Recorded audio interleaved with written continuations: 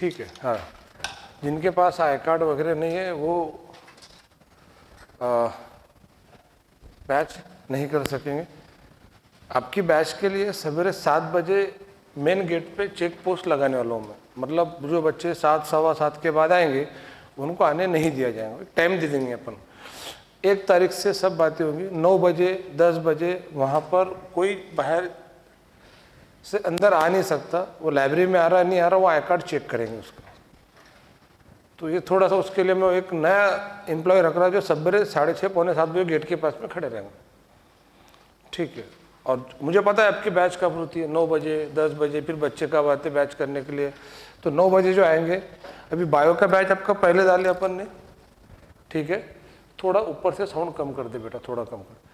तो कुछ ऐसी 1 तारीख से लेके आगे की कार्रवाई होंगी। और बोर्ड फोड़ का मैं कल समझा के था कि बोर्ड का टेंशन मत लो, भी जब रहेगा तब आपके बोर्ड के लिए हम जमीन आसमान एक कर देंगे। क्या करना चाहिए सपोर्ट करेंगे। वो केमिस्ट्री के अंदर तो मैं जो पढ़ा रहा था बोर्ड तो मैं हाथों से क्लियर करके जा रहा हूँ। फिजिक्स के लिए कृष्णा सर बोर्ड का 20-25 लेक्चर ले लेंगे तो आपका बोर्ड हो जाता है। बायोलॉजी तो वैसे ही बोर्ड की पढ़ते, मतलब थियोरेटिकल रहता पूरा बायोलॉजी। और जो नया पैटर्न है वो पैटर्न ऐसा है कि जिसके अंदर आप बहुत ज़्यादा डिस्क्रिप्टिव पैटर्न ओरिएंटेशन भी नहीं है।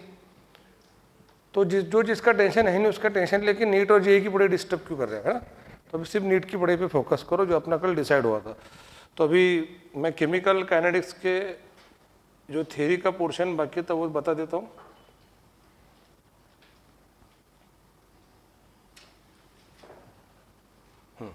और फिर अपन कुछ क्वेश्चंस लेंगे जो कल के टेस्ट से रिलेटेड आपको दिक्कत गई होंगी। मैं बता देता हूँ क्वेश्चन कैसे करना था।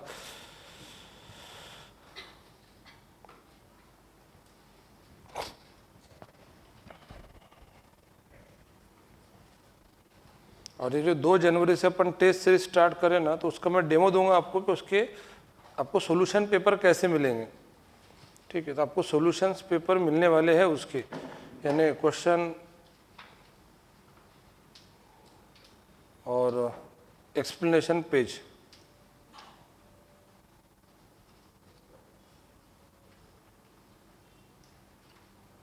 Factors affecting the rate of reaction, ये एनसीईआरटी बुक का हेडिंग है।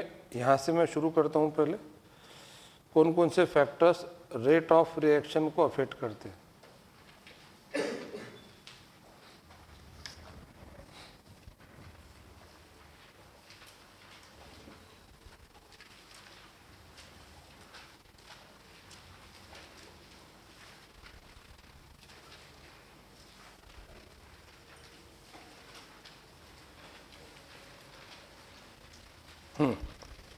चलो, बहुत छोटा सा आर्टिकल दिया हुआ एनसीईआरटी बुक में। चलो बोर्ड पे ध्यान दो। देखो अब यहाँ पे क्या बोला गया है कि factors influencing the rate of reaction, ये बहुत ही कम इसमें समझा के दिया गया कि rate of reaction depend upon experimental conditions such as concentration of reactant, temperature, catalyst and pressure in case of gases. अब दो इस पे क्वेश्चन कैसा आता है, which of the following factor affect the rate of reaction in case of gases. अगर ऐसा point आया और वहां पर ये सब फैक्टर दिए भी रहे तो पर्टिकुलर गैसेस के लिए प्रेशर ये फैक्टर बहुत इंपॉर्टेंट है जो अदर रिएक्शन के लिए इंपॉर्टेंट नहीं है। इन विच ऑफ द फॉलोइंग, मतलब विच of the following factor mainly affect the rate of reaction in case of gaseous reaction. तो टेम्परेचर भी अफेक्ट करता है, कैटलिस्ट भी अफेक्ट करता है, कॉन्सेंट्रेशन ऑफ रिएक्टेंट भी अफेक्ट करता है। बेटा दरवाजा लगा लिया करना, समझते नहीं कि उस लाइट अंदर लगा। कॉन्सेंट्रेशन ऑफ रिएक्टेंट भी अफेक्ट करता है और प्रेशर, ये चारों अफेक्ट करते हैं। बट अगर गैसियस रिएक्शन हो तो प्रेशर बहुत ज़्यादा अफेक्ट करता है। वो सुन, वो पीछे जाओ और वहाँ की चेयर थोड़ी सी प्रॉपर करो और वो पीछे बॉटल वॉटल लेके जाओ बाहर उसको। बेटा ये प्रॉपर करें, ये तुम्हारा जो डेस्क है प्रॉपर सिमेट्रिक होना चाहिए। और सर को जरा बैग इधर लो।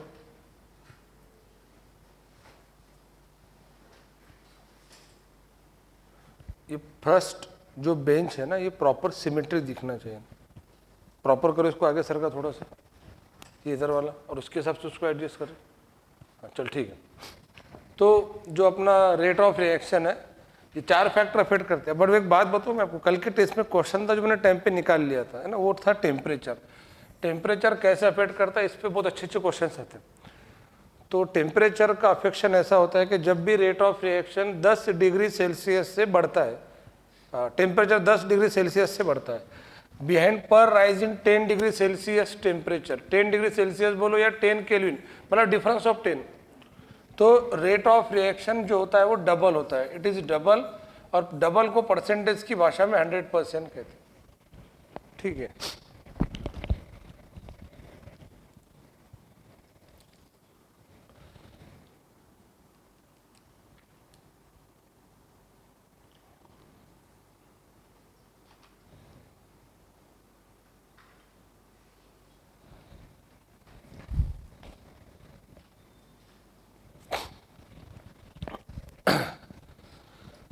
तो परसेंटेज की भाषा में इसको जो डबल कहते हैं या तो 100% कहते हैं, ठीक है।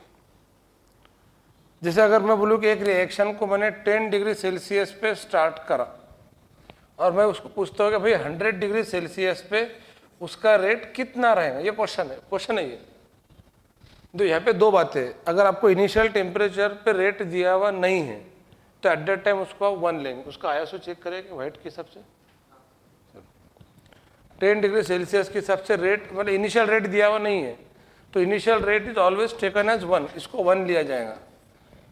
और फिर 10 से 10 बढ़ा के आपको फाइनल टेम्परेचर तक पहुंचना है, इनिशियल टेम्परेचर में 10 बढ़ा के, जैसे 10 है, फिर 20 है, फिर 30 है, फिर 40, फिर 50, फिर 60, फिर 70, फिर 80, फिर 90, फिर 100, छुपो में आया 10, 20, 30, 40, 50, 60, 70, 80, 90, 100। तो अब आपको क्या करना है कि कुछ बच्चे नींद में थे, लेट समझ में आ रहा हूँ, कुछ तो भी हुआ करके, है ना क्लास का। चलो ठीक है बेटा, आपका पीसीआर तो मैंने ग्रांट कर लिया कल के बैच में, पीसीआर नहीं समझता, समझा के दूंगा, अभी धीरे धीरे समझा के दूंगा। तो 10 डिग्री सेल्सियस से वैसे उसकी ज़रूरत थी भी नहीं, पर फिर भी मतलब रहने दो, भूख ना सो पण शिदोरी असो। तो 10 डिग्री सेल्सियस पे जो रेट है 1 है, बस आपको डबल करते चलना है। ये क्वेश्चन बता रहा मैं आपको, कहीं ना कहीं किसी न किसी बुक में देखिएगा, कल की टेस्ट में भी तो अपन निकाल लिया था क्वेश्चन। तो ये टेम्परेचर पे यहाँ एनसीईआरटी में कहते हैं it affect the rate of reaction, but how it affect the rate of reaction ये मैं समझा के दे रहा हूँ कि 10 डिग्री सेल्सियस से आप रेट बढ़ाएंगे तो रेट प्रीवियस रेट का डबल होते चले जाएंगे। तो भाई 1 का डबल क्या होता है 2, 1 का डबल क्या हो जाएगा 2, 2 का डबल 4, 8, 16, 32, 64,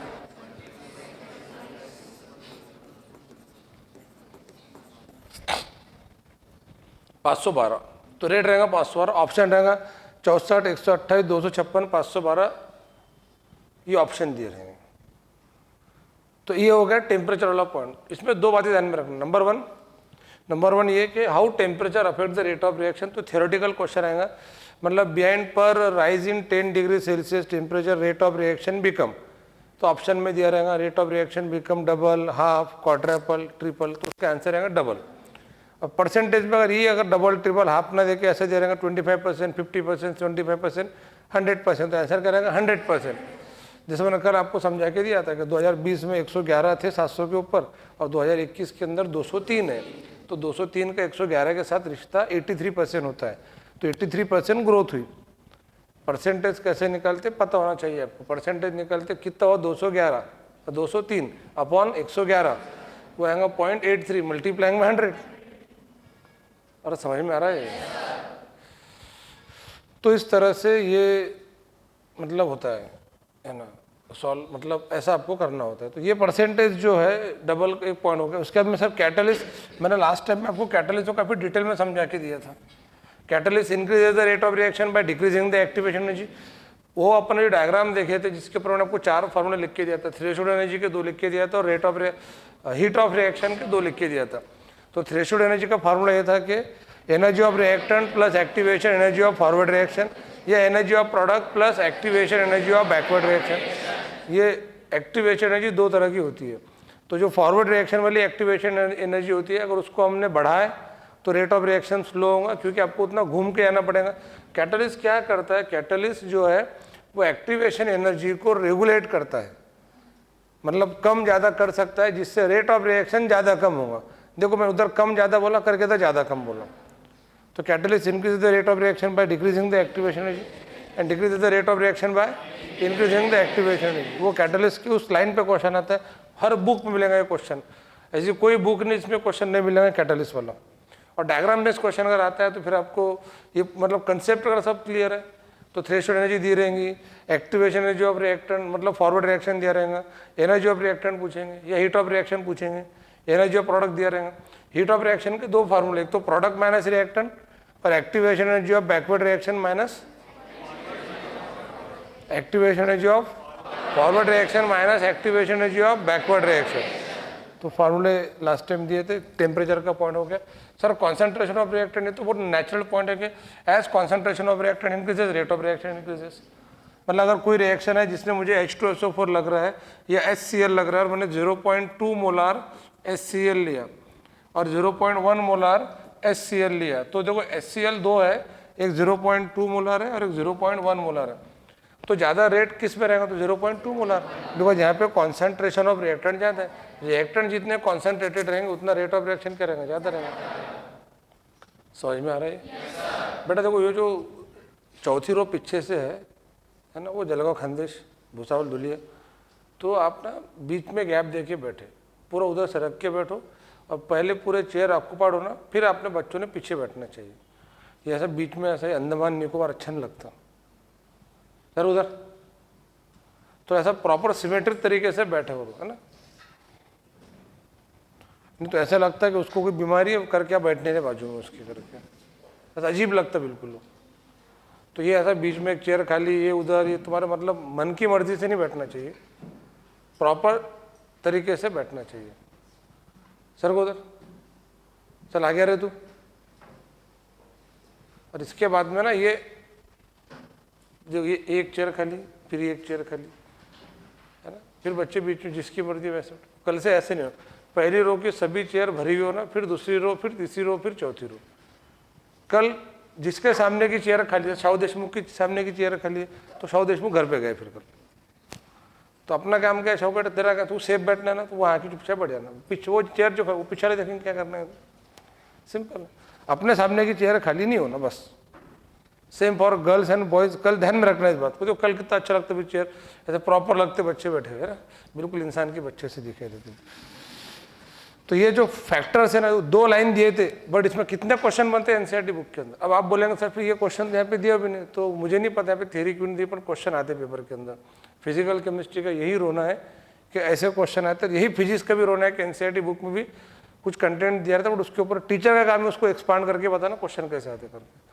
अब अगर कोई बच्चे ने समझो मैंने कैटलिस्ट के टेम्परेचर का पॉइंट बता दिया, अब जैसे फॉर एग्जांपल 25 डिग्री सेल्सियस पर आपको रेट दिया हुआ एक्स और मैं आपको 45 डिग्री सेल्सियस पर रेट पूछ रहा हूँ, तो देखो दो टेम्परेचर ऐसे दिए हुए रहते कि वो 10-10 से बढ़ते, 25, 35, 45। तो 25 पे यहाँ पे जानबूझ के रेट एक्स दिया गया, तो 35 पे जो रेट रहेगा वो 2x रहेगा और 45 पे रेट जो रहेगा वो 4x रहेगा। सिंपल है, तो रेट इस तरह से रहेगा। अरे समझ में आ रहा है ये? अब आगे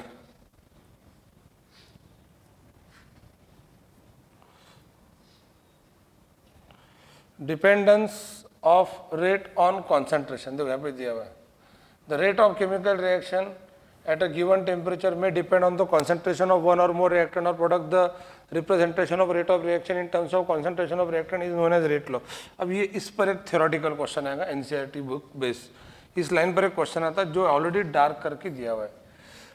it is also rate equation और रेट एक्सप्रेशन। तो मतलब आपको ये बोला जाएगा कि वो इक्वेशन जो रेट ऑफ रिएक्शन का डिपेंडेंस कॉन्सेंट्रेशन ऑफ रिएक्टेंट या प्रोडक्ट पर दर्शाती है, रिप्रेजेंट करती है, उस इक्वेशन को क्या कहते हैं? तो उस इक्वेशन को रेट लॉ कहते हैं। फिर से देख लो, the representation of rate of reaction in terms of concentration of reactant is known as rate law. और यहाँ का आर्टिकल हेडिंग क्या है? Dependence of rate of reaction on concentration of reactant. तो that dependence of concentration of reactant on rate of reaction, that dependence of concentration of reactant on rate of reaction is known as, ये is known as rate law। तो इस line को पकड़ के question आ सकता है। The dependence of concentration of reactant the dependence of rate of reaction on concentration of reactant is known as rate law. अरे समझ में आ रहा है? तो ये ऐसे छोटे छोटे क्वेश्चन आते हैं, अपन उसमें चमक जाते।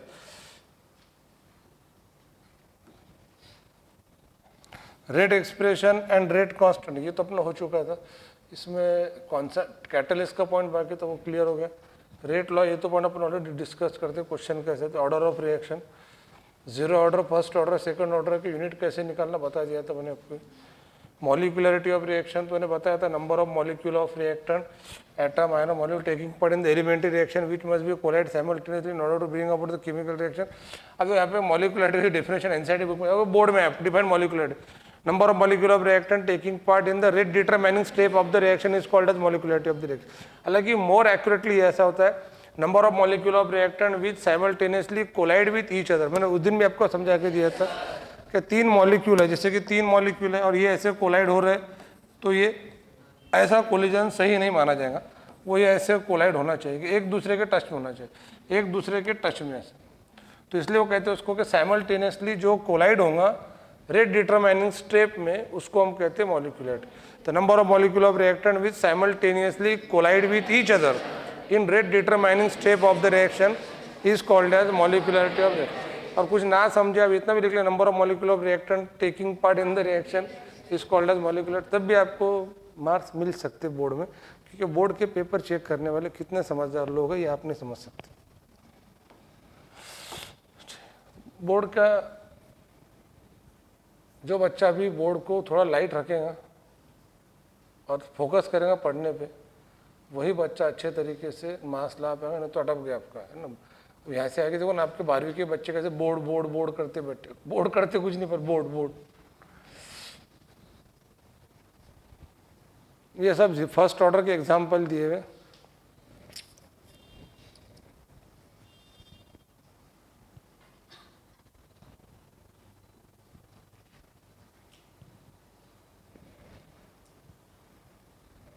एक क्वेश्चन उस दिन अपन ने बोले थे कि मैं आपको कल समझा के दूंगा, वो क्वेश्चन है ना, वो क्वेश्चन बहुत खास था, वो ले लेंगे। इसके अंदर के तो जीरो ऑर्डर इंटीग्रेटेड इक्वेशन,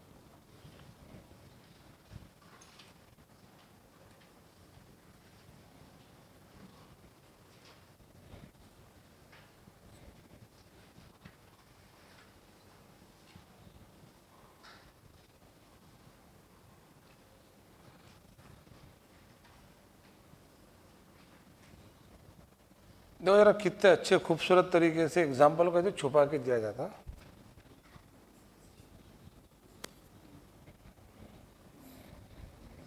बताया था मैंने,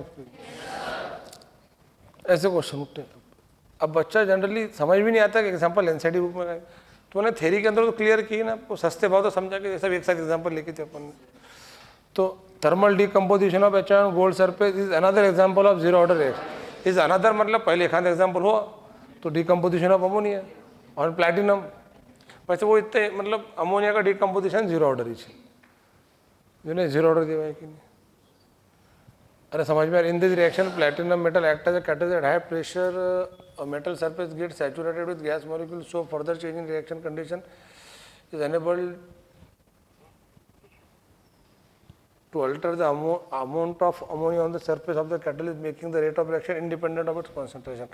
ये थोड़ा सा एक पॉइंट यहाँ पे एडिशनल देख लेना कि अमोनिया के डिकम्पोजिशन में जब हम प्लैटिनम को यूज करते तो वहाँ पे प्लैटिनम मेटल जो है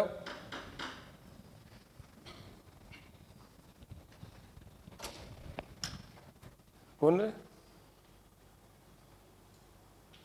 हाँ इधर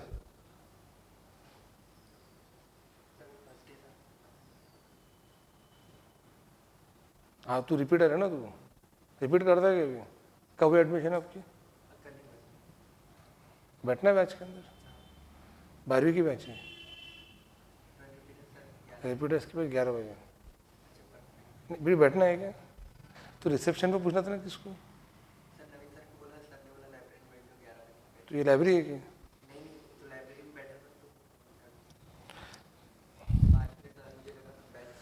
नाश्ता करा क्या? नहीं नाश्ता करके जाओ, क्योंकि वो 11 की भाई 1 बजे 1:15 बजे छुट्टी, तो नाश्ता करके जाओ, पेट भर के करना।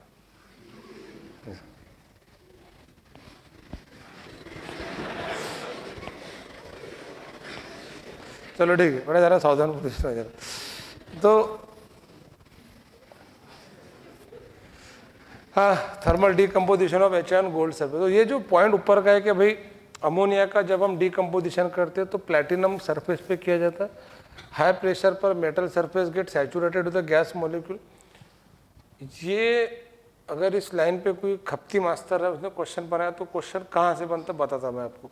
देखो प्लैटिनम का सरफेस है, ठीक है, दिस इज प्लैटिनम सरफेस। यहाँ पर हम अमोनिया का डीकम्पोजिशन कर रहे हैं, अमोनिया को डीकम्पोज कर रहे हैं। जब हम प्रेशर को बढ़ा देते तो अमोनिया के मॉलिक्यूल इस पूरे कलर चेंज करके दिखा रहा है, इस पूरे सरफेस को ऑक्यूपाई कर लेते हैं। अब कितना भी अमोनिया आया तो ये जो अमोनिया का मॉलिक्यूल है उस सरफेस से सैचुरेट हो गया। बहुत अच्छा एग्जांपल दूंगा मैं आपको, इस पर अभी समझ में आ गया कि भाई एक अंधा बच्चा जो है उसकी पढ़ने की मानसिकता सैचुरेट होगी, फिर उसको कितना भी समझाए, कितना भी मारे ठोके, वो पढ़े नहीं करेंगे क्योंकि अब पूरा करप्टेड हो गया वो। तो ये प्लैटिनम का जो सरफेस था ना वो अमोनिया से पूरा सैचुरेट हो गया। अब अमोनिया कितना भी बढ़ेगा तो उसकी लिमिट ही क्रॉस होगी ना, मतलब वो अमोनिया बढ़ेगा बट वो प्लैटिनम के कांटेक्ट में नहीं आएगा, जो रेट ऑफ रिएक्शन को अफेक्ट नहीं करेगा।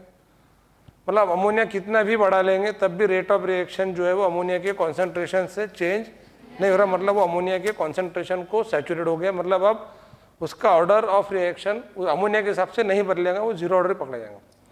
लाइन को फिर से देखना, in this reaction platinum metal act as a catalyst at high pressure, the metal surface gets saturated with the gas molecule, so further change in reaction conditions is unable to alter the amount of ammonia on the surface of catalyst। मतलब आप आगे कितना भी कुछ भी कर लेंगे तो अमोनिया का जो अमाउंट है वो सरफेस पे मतलब नहीं बढ़ेगा क्योंकि वो सैचुरेट हो गया वहाँ पर। इस वजह से अमोनिया के हिसाब से on the catalyst making rate of reaction independent of its concentration. जैसे एक आधे माँ बाप जो बच्चों को एक आध बार समझा के बोलते हैं बेटा पढ़ाई कर, तो बच्चा पढ़ने बैठा, फिर एक आधे बार वो पढ़ाई नहीं करता उसको और समझाते, थोड़ा एग्जाम्पल देते, ये वो मोटिवेट करते, फिर बच्चा पढ़ाई करता। फिर जब और पढ़ाई नहीं करता उसको दो चार बार गालियाँ गलौज करते, फिर पढ़ेगा, फिर मार ठोक करते, फिर डेली मार ठोक करते रहते, फिर वो मार ठोकने से भी आदी हो जाता। मतलब वहाँ पे वो क्या हो गया, हाँ सैचुरेट, कितने समझ में आ गए यहाँ पे। तो जो सैचुरेट फिर उसके बाद उसको कितने मारो ठोको तो पढ़ाई नहीं करता, वो घर से बाहर भाग जाएगा, मैं पढ़ाई नहीं करता, पर पढ़ाई नहीं। तो सैचुरेट कंडीशन हो जाती है प्लैटिनम की अमोनिया के अमाउंट के लिए। तो यहाँ पर एक पॉइंट ये आ सकता है कि सैचुरेट कंडीशन होने के लिए कौन सा फैक्टर जरूरी है करके, बहुत बारीक फैक्टर, वो फैक्टर है हाई प्रेशर। तो at high pressure the metal surface get saturated with the gas molecule. तो at high pressure, low pressure, मतलब इंटरमीडिएट प्रेशर, जीरो प्रेशर, ऐसा क्वेश्चन आ सकता। अरे पॉइंट समझ में आ रहा है कि नहीं, आप भी आपके माँ बाप से सैचुरेट हो जाएंगे जब पूरा प्रेशर अप्लाई करते रहेंगे, उसके बाद में कुछ बचे ही नहीं, बस मर्डर ही करना बाकी। फिर समझ में आ रहा है ये। और हाई प्रेशर जो है वो होगा नहीं, तो आपको मालूम है। तो ये हाई प्रेशर वाली कंडीशन पे अमोनिया का जो कॉन्सेंट्रेशन है मेटल सरफेस उसके साथ क्या हो जाता है, सैचुरेट हो जाता है। तो metal surface get saturated with the gas ammonia molecules eight which pressure, ऐसा क्वेश्चन आ सकता है। तो एट हाई, हालांकि लॉजिकल क्वेश्चन है वो। देखो अगर सपोज ये सरफेस है, अब इस पर कोई हमने इलेक्ट्रोकेमिस्ट्री के अंदर देखे थे कि स्टैंडर्ड हाइड्रोजन इलेक्ट्रोड के अंदर प्लैटिनम जो फॉइल होता है हम ऊपर से हाइड्रोजन गैस को बबल करते हैं, वो उस पर जाके एडसॉर्ब होता है, तब जाके वो उसके आयंस के कॉन्टैक्ट में आता है। अरे समझ में आ रहा है। तो प्लैटिनम मेटल पर H2 गैस आके क्या होगा, मतलब अमोनिया गैस क्या होगा, एडसॉर्ब होगा आके। बट बहुत प्रेशर अप्लाई कर तो वो पूरा सरफेस ही ऑक्यूपाई हो जाएगा ना। जैसे इस हॉल के कैपेसिटी सबको 400 बच्चों की है, मैंने 400 बिठाया और 10-15 एडजस्ट करा और 10-15 एडजस्ट करा और 400 में 100 एडजस्ट कर लिया, 500 हो गया, पूरा चेयर वेयर पूरी जगह ऑक्यूपाइड होगी। अब पैर रखने की जगह नहीं। अब कितने भी लाएंगे अपन तो क्लास की स्ट्रेंथ बढ़ेगी इतनी, क्योंकि अंदर आएंगी। अरे समझ में आ रहा है कि तो सैचुरेशन होने की वजह से ये हाई प्रेशर वाला पॉइंट ध्यान में रखना है। इसमें 2 क्वेश्चन बनते हैं। अब वो जो क्वेश्चन था वो थोड़ा सा क्वेश्चन आपको ला के दिखाता हूँ जो समझाना था। इसमें पहले है कि इसमें देख लेंगे, है कि चेक कर लेंगे, होना तो चाहिए ऐसा क्वेश्चन करना।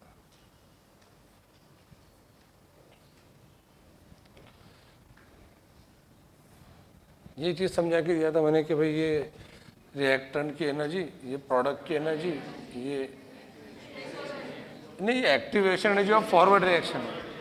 तो अगर मैं यहाँ समझा के दूँ तो ये activation energy of forward reaction है और ये activation energy of backward reaction, ये दो नहीं, ये और ये एक ही है ना, ये अरे ये तो इतनी है ना ये। उसके बाद ये एनर्जी ऑफ रिएक्टेंट है, ये तो ये जो डिफरेंस है इसको कहते हैं हीट ऑफ रिएक्शन, वो तो समझा के दिया है।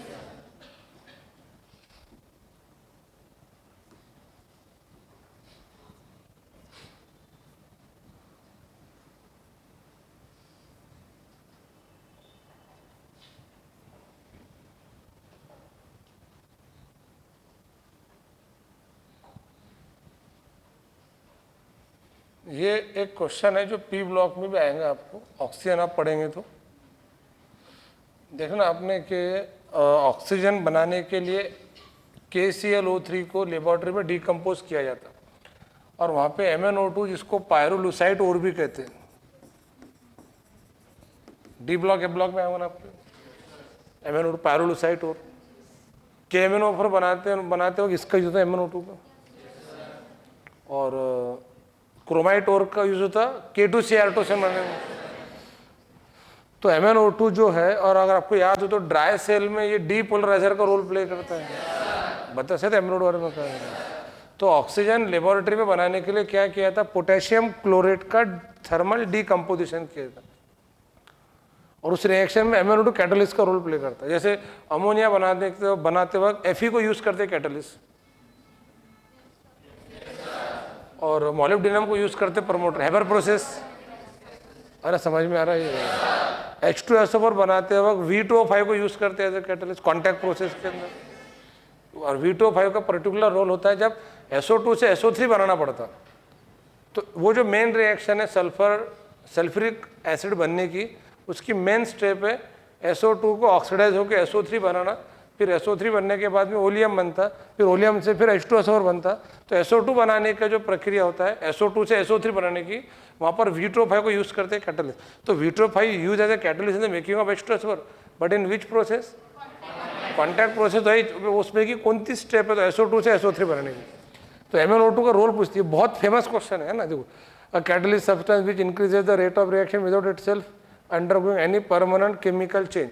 अब बेसिकली इसके अंदर ड्रॉबैक है, विट इंक्रीजेस और विट मे डिक्रीजेस। तो यहाँ होना चाहिए इंक्रीजेस की जगह बोलना चाहता है alter which change the rate of reaction either increasing or by decreasing the activation energy. For example, MnO2 catalyst the following reaction so as to increase the rate considerably. The word catalyst should be not used when the added substance reduces the rate of reaction. The substance is then called inhibitor. तो यहाँ पे क्या हो रहा, यहाँ थोड़ा सा scientific way से समझा के दिया कि भाई इनहिबिटर किसे कहते हैं और कैटलिस्ट किसे कहते हैं। हालांकि इनहिबिटर भी कैटलिस्ट ही कहलाता है, बट यहाँ बोला कि उसको अलग से इनहिबिटर बोलना चाहिए। यानी कैटलिस्ट यहाँ पर्टिकुलरली रेट ऑफ रिएक्शन को बढ़ाने वालों को बोला गया, इनहिबिटर बोला गया रेट ऑफ रिएक्शन को कम करने वालों। देखो, the word catalyst should not be used when the added substance reduces the rate of reaction. Chemical kinetics ये कहता है कि जो सब्सटेंस रेट ऑफ रिएक्शन को डिक्रीज करता है उसको इनहिबिटर बोलना चाहिए। इनहिबिट मतलब कम करने, और इंक्रीज वाले को कैटलिस्ट कहना चाहिए। हालांकि इनहिबिटर भी कैटलिस्ट ही होता है। अरे समझ में आ रहा है ये। The action of the catalyst can be explain by the intermediate complex theory. According to this theory, catalyst participate in a chemical reaction forming temporary bond with the reactant resulting in an intermediate complex. This has a transitory existence and decompose to yield products and the catalyst. अब ये जो है ना basically transition theory मैंने आपको बताया नहीं, सादे भाषा में समझा के देता हूँ। क्या कैटलिस्ट क्या करता है, देखो ये सपोज एक सब्सटेंस है A, इसको कन्वर्ट करना है हमको B में, और हमने कैटलिस्ट यूज करे C। तो ये C वाला कैटलिस्ट A के साथ मिलके एक ये ऐसा एक कंपाउंड बना AC, मतलब A प्लस C, ये इंटरमीडिएट बना जिसमें C ने A के साथ टेम्पररी बॉन्ड बनाया, और फिर बाद में ये इंटरमीडिएट जो बना ये बाद में B में कन्वर्ट होगा और C अपना अलग हो गया। तो C ने ए का काम तमाम कर डाला बी में कन्वर्ट करके। तो टेम्पररी इंटरमीडिएट कॉम्प्लेक्स बनाता है कैटलिस्ट रिएक्टेंट के साथ टेम्पररी बॉन्ड बना के, और फिर बाद में जब प्रोडक्ट बन जाता तो प्रोडक्ट से अलग हो जाता। तो इसको कहते हैं भाई कैटलिस्ट ने रिएक्टेंट को प्रोडक्ट के डेस्टिनेशन तक पहुंचा दिया। अरे समझ में आ रहा है ये? तो एक इंटरमीडिएट टेम्पररी बनता है टेम्पररी बॉन्ड बना के, कैटलिस्ट का ये रोल है। वैसे इस पर कोई खास ऐसा क्वेश्चन नहीं आता। इसमें एक क्वेश्चन अच्छा लगे भाई ऐसा सब्सटेंस जो रेट ऑफ रिएक्शन को कम करे उसको क्या कहेंगे? इनहिबिटर कहेंगे। और अगर आप सरफेस केमिस्ट्री आपको होने ना भी टेंशन मतलब सरफेस केमिस्ट्री के अंदर तो इनकी पूरी खानदान मिलती देखने के लिए अपने को। सरफेस केमिस्ट्री में एडसॉर्प्शन एंड कोलाइड्स करके 2 चैप्टर है, तो उसमें कैटालिसिस करके एक बहुत अच्छा टॉपिक है। तो कैटालिसिस के अंदर सारे टाइप के कैटालिस्ट और वो मतलब इनहिबिटर, कैटालिस्ट, होमोजेनियस, हेट्रोजेनियस सब मिल जाएंगे पढ़ने के लिए। और नंबर ऑफ एग्जाम्पल है उसमें, बहुत सारे आपको इनऑर्गेनिक केमिस्ट्री के वो एग्जाम्पल मिल जाएंगे। जैसे अभी मैंने ये बताया KClO3 रिएक्शन, ये क्वेश्चन ले लो ना, यहाँ पे क्वेश्चन यहाँ पे एक्स दिया रहेगा, आपको एक्स पूछेंगे और रिएक्शन दी रहेंगे। बड़ी फेमस रिएक्शन है पोटेशियम क्लोराइड से। जब पोटेशियम क्लोराइड और ऑक्सीजन बनता तो कैटलिस्ट कौन सा यूज़ करते? MnO2 यूज़ करते। बहुत फेमस क्वेश्चन है। मतलब ये तो पेपर में भी आने ऐसी जगह MnO2 यूज़ कर, जो बच्चा क्लास के अंदर बैठा उसको आ जाता पेपर का MnO2 है ना, मैग्नीज डाइऑक्साइड है ना, पायरोलुसाइड और भी कहते हैं इसको, है ना। ये डीपोलराइजर का रोल प्ले करता है ड्राई सेल के अंदर। तो ये सब चीज़ें होगी भाई।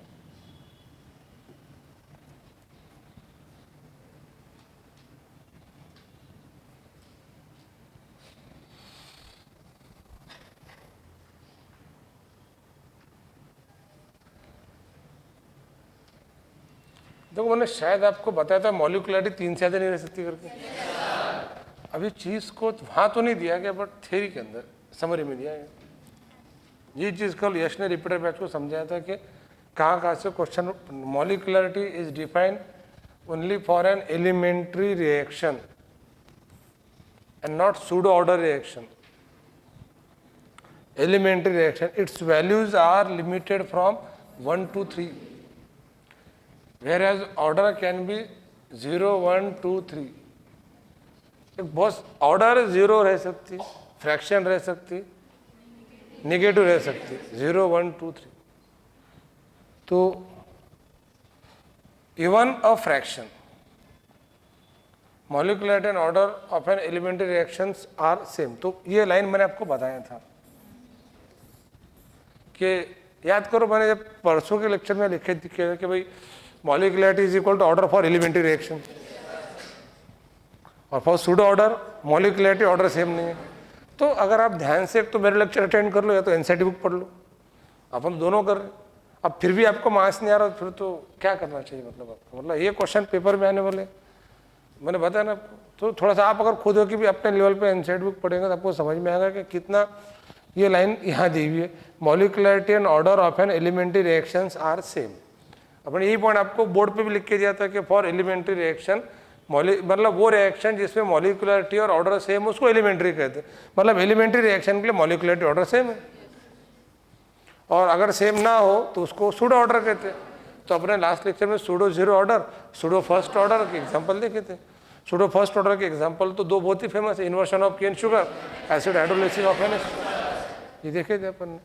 अरे देखे थे कि नहीं देखे थे? ये हो गया पॉइंट। मतलब ऑलमोस्ट हो गया आपका केमिकल कैनेटिक्स। कल इसको फिनिश कर लेंगे अपन कुछ क्वेश्चन बता के, और थोड़ा सा मैं आपको इसके अंदर का ये वाला जो फैक्टर है अरेनियस इक्वेशन जो अपन ने बनाए थे उसका ये जो फैक्टर था ये वाला, ये k into P K is equal to P into Z into A B E raise to the power minus A by T. Basically इसके अंदर आपका एक ट्रांजिशन मतलब कोलिजन थ्योरी का एक टॉपिक बाई की कोलिजन थ्योरी, कोलिजन थ्योरी के point, ये पी को क्या कहते हैं स्टेरिक फैक्टर, ये सब मैं कल समझा के दे दूंगा आपको। बाकी न्यूमेरिकल वाला सेक्शन तो पूरा होगा जो क्वेश्चन बनते, और वो जो टेस्ट के अंदर कुछ करेक्शंस वगैरह हो तो मुझे भी आके बता देना आपने, तो मैं भी कल कवर कर लूँगा। वैसे टेस्ट बहुत फंडामेंटल निकाला था, कोई कॉम्प्लिकेटेड टेस्ट नहीं निकाला, सिंपल टेस्ट निकाला था। अभी आज आपका पंकज सर ने क्या लिया, कैपेसिटर लिए क्या, थ्योरी लिए कि क्वेश्चन लिए? तो कैपेसिटर था हुआ था ना आपका। मतलब आपके बैच की एक सबसे खूबसूरत बात बताता, आपको फिजिक्स का कुछ भी पूछे हुआ था क्या, तो बोलते नहीं सर।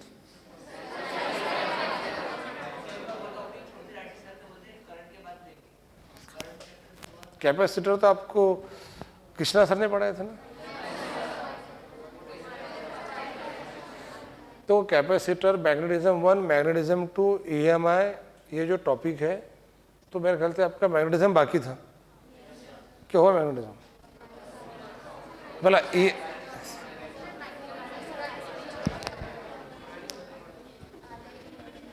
अभी आपको जो कैपेसिटर के बैच पंकज सर को दिया मैंने कंप्लीट करने के लिए, 4-5 लेक्चर वो लोग कंप्लीट कर देंगे। इस पर एक क्वेश्चन नीट में आता, कैपेसिटर पे हमका से एक क्वेश्चन हर साल पेपर में आता। तो आज जो कैपेसिटर लिए वो 4-5 दिन में, मतलब ये हफ्ते के अंदर विद MCQs और DPP वो इसी के अंदर कंप्लीट कर लेंगे, तो ये पोर्शन आपका हो जाता। तो ये जो कैपेसिटर आपको इस बैच में जो लिए वो कंटिन्यू करने का क्या आपका हो चुका? क्या आप पढ़ लेंगे? क्या हमने पढ़ाना नहीं? क्या पढ़ा देना? तो ये बैच के अंदर आपका वो कैपेसिटर, अभी बॉटनी की इमरान सर की बैच मैंने आज बंद रखा था क्योंकि एक ही चैप्टर बाकी है, उनको अलग से रीडिंग लगा देंगे। 7 से 8 जूलॉजी की बैच रखी थी आज, 8 से 9 और 9 से 10 आपका केमिस्ट्री फिजिक्स था, फिर 10 से 11 केमिस्ट्री है। ओम सर की बैच शाम में 6 बजे रहेंगी, और 7 बजे जो है आपका जूलॉजी का बैच सवेरे होगा ना आपका बैच सवेरे। ठीक है, आज तो नहीं रहेगा क्योंकि आज मैं रेगुलर बैच लूँगा, सर में बहुत थक गया मैं कल, और उसके लिए एक दिन से पहले से भी तैयारी चल रही थी बहुत ज़्यादा। तो आपको आज शाम में 6 बजे बैच रहेगा। और ये जो केमिकल काइनेटिक्स है इसको अपन कल कंक्लूड कर लेंगे। वो 1-2 क्वेश्चन जो स्पेशल बताया मैंने आपको कि कैसे रेट लॉ बनाया जाता है, वो स्लो फास्ट स्लो पर से बेसिकली उसके अंदर आपको 2 चीज़ें सीखना है, कब रेट लॉ लगाना और कब लॉ ऑफ मास एक्शन। और वो ट्रिकी क्वेश्चन है, वो मजा आएगा आपको सॉल्व करने के अंदर। अपन उस टाइप के 2 या 3 क्वेश्चन लूँगा और कल क्लास में समझाएंगे दूँगा कैसे सॉल्व करते हैं। जैसे अपन ने वो प्रेशर वाले क्वेश्चन लिए थे, अरे समझ में आ रहा है। अब बाकी तो रेगुलर क्वेश्चन है, सीधे सीधे थ्योरी पे सीधे क्वेश्चन आते हैं, सीधे सीधे मतलब IRE of first order, IRE of 0 order पे क्वेश्चन आते हैं। फंडामेंटल चीज़ें जो अपन NCERT बुक में से ले ही रहे। और तो ये थोड़ा सा आप भी घर पे आके ना कुछ कुछ चीज़ों को पढ़ो आराम से। आपका इसके अंदर का थ्योरी का एक पॉइंट बाकी कोलिजन थ्योरी, बाकी ऑलमोस्ट सब आपका हो गया, आपने चेक कर लेना। और उसके बाद जो न्यूमेरिकल सेक्शन है, अलग अलग वेराइटीज ऑफ न्यूमेरिकल अपन ने डिस्कस कर लिया। एक न्यूमेरिकल जो इसमें नहीं दिया हुआ है, मैं देख रहा था कि एक्सरसाइज में है क्या दिया हुआ, देख लेते हैं। बेटा गड़बड़ मत करो।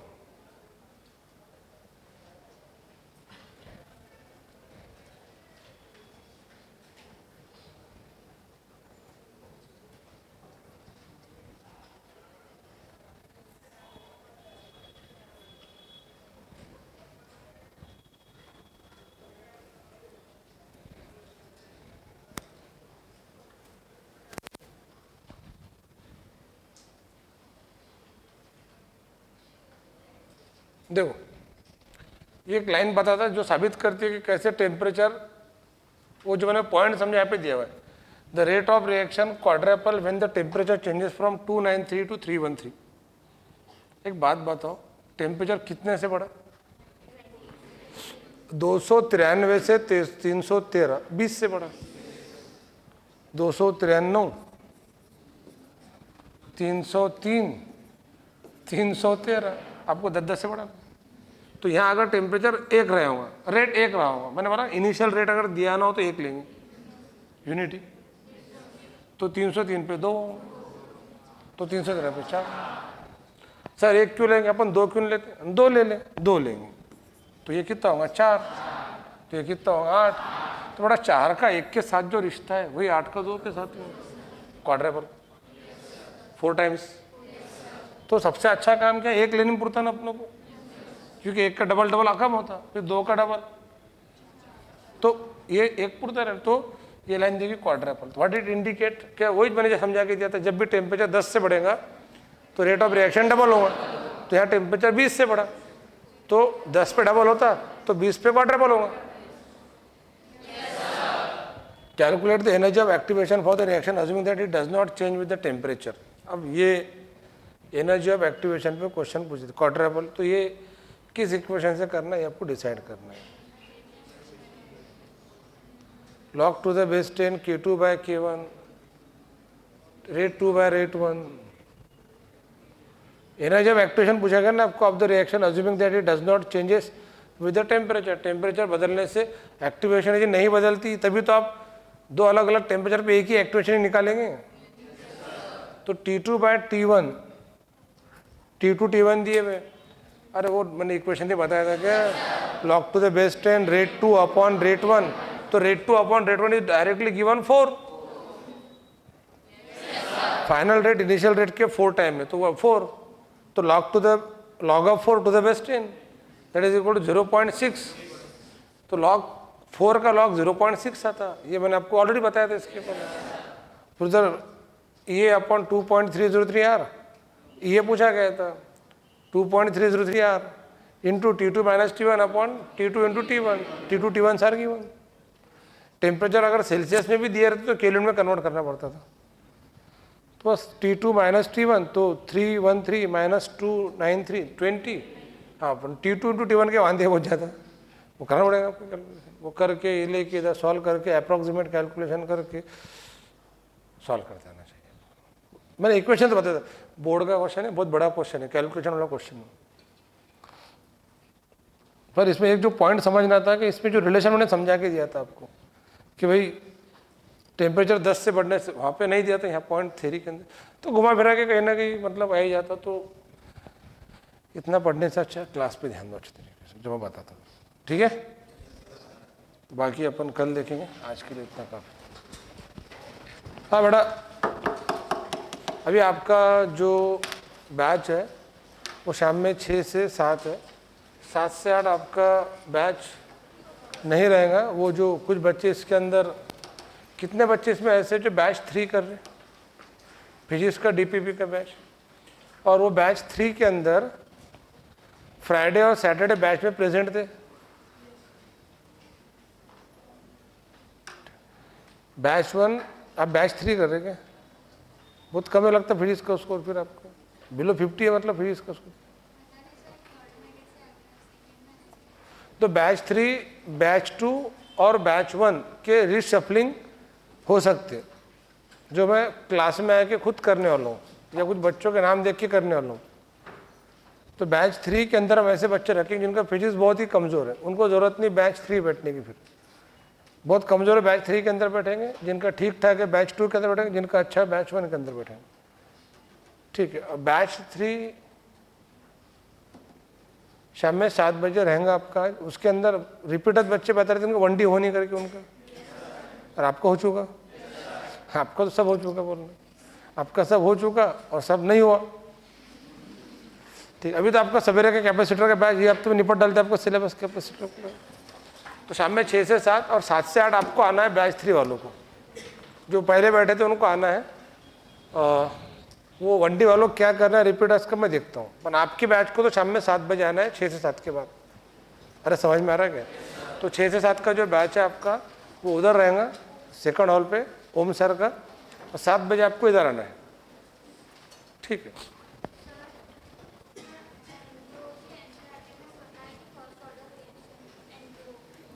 N2